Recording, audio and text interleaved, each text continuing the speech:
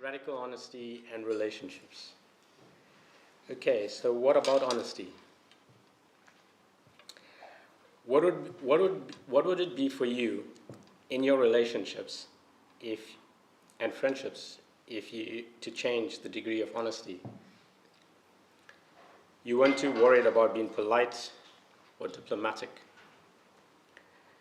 What would be different if you were radically honest? And what do you think would happen to your relationships? Would they break up, move apart, create more love, trust, intimacy, or both? The problem with being honest is that we have at least three minds. Our first mind is called the reactive mind. We are multi-sensory recording devices of what happens to us since we were in the womb. We record successive moments and we fill them up in somewhat of an orderly fashion. Some of them weren't recorded all too well. Whenever we experience trauma or some shock or something like that, that got recorded too. And then every now and then things just kind of pop up later in life, subconsciously. Our second mind is called the personal construct mind. That's based on replicated experiences. We have this experience of something over and over again, from breastfeeding to things being available to us. We have all these expectations of some big golden rule book of how life ought to be.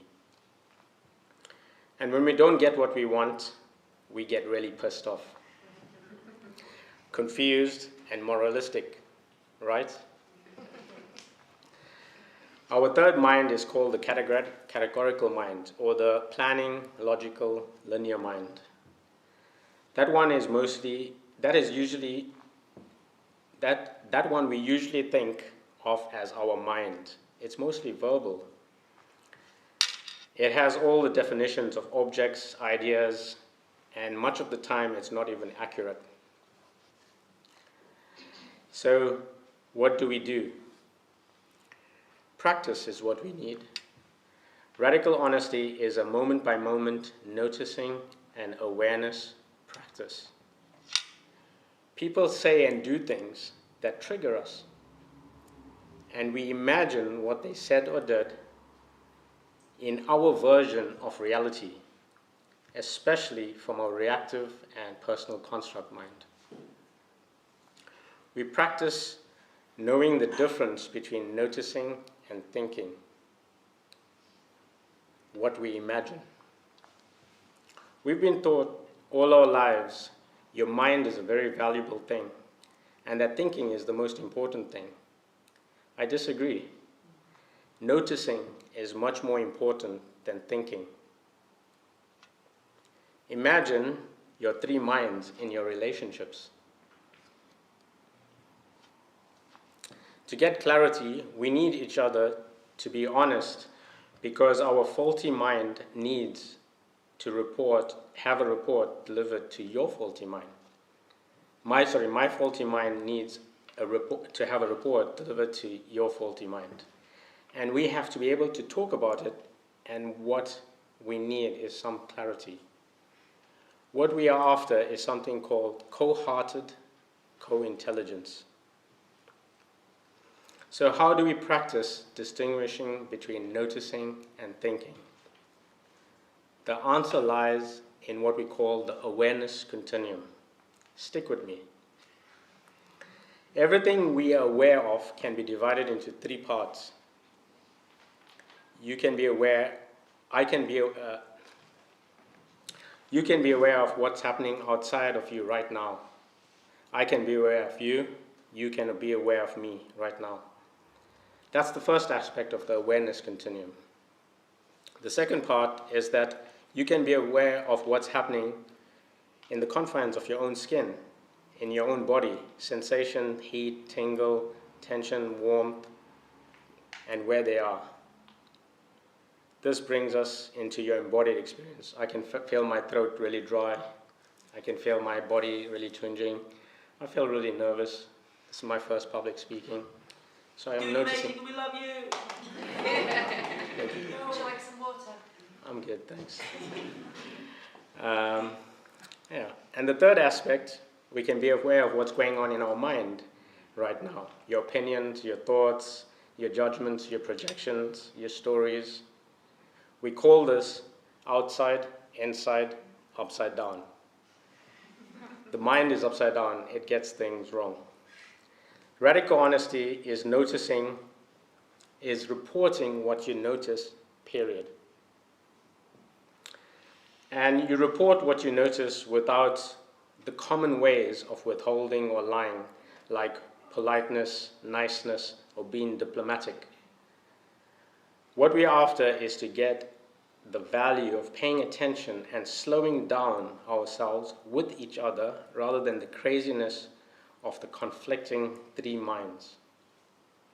So, we crazy people have to find a better way to guess what is happening. If you are lying and withholding, nobody gets the chance to understand you, and you don't get a chance to understand anyone else. So what's the value of being honest?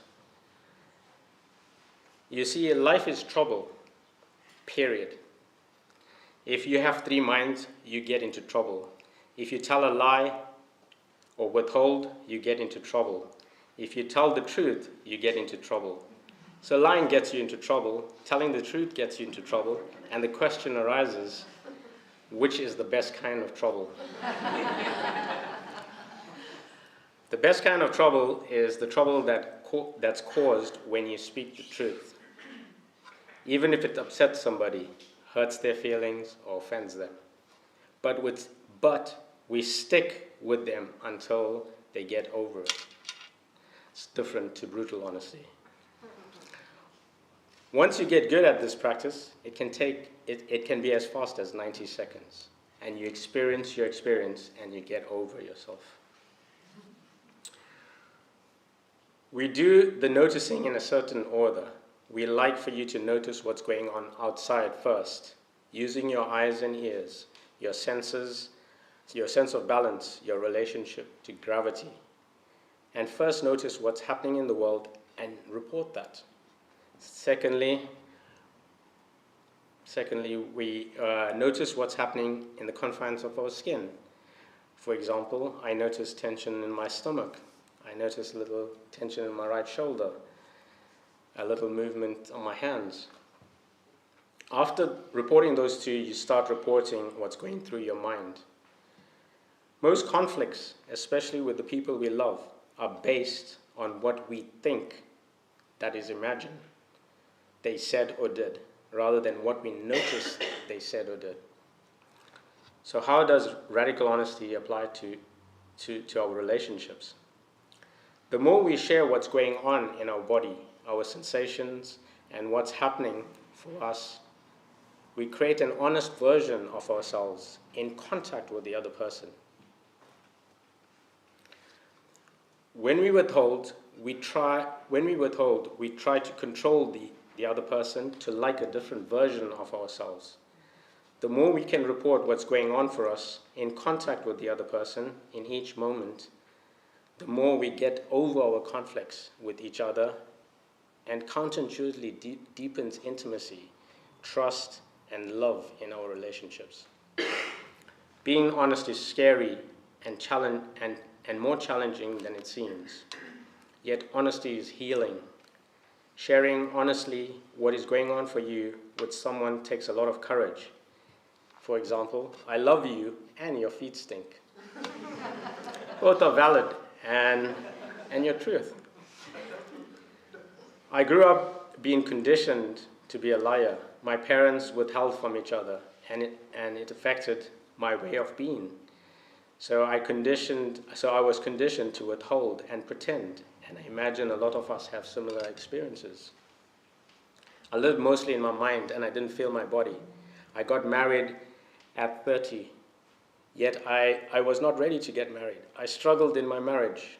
I wanted to leave my marriage. I struggled to communicate what I wanted. 6 years ago, at a workshop, I accidentally discovered radical honesty. When I noticed how dishonest I was with women I found myself attracted to. 2 months later, I attended my first radical honesty weekend workshop in Bristol. 6 months later, I was hosting weekend workshops in London in my house. I joke, the universe conspired that I really needed honesty to bring radical honesty into my living room. When we're kids, we pretend, and we love pretend games. Yet the older we get, in order to get validation, intimacy, love, we start pretending that we're not pretending, yet we are pretending. So the more we can drop the mask and the roles that we play, the more authentically we can relate with other people, the more intimacy and the more love flows. Often, most conflicts are not about noticing of what someone said or did. It's often our imagination of what they said or did. But unfortunately, that is what often creates our expectations and disagreements. And so, the practice of sitting opposite each other, communicating what we notice and what we imagine, is a useful tool as it helps us know each other and be witness to our crazy minds. So we need each other to get over ourselves. And what would happen if we all, the human race, decided to be radically honest with each other? What could we use our imagination for more useful creations, and to support each other in our strengths and empathize in our weaknesses? In the 6 years I've been doing radical honesty has really transformed my life to my wildest imagination. I want us to create a better way of relating together. I want to create a healing and an honesty movement. Join my tribe. Thank you.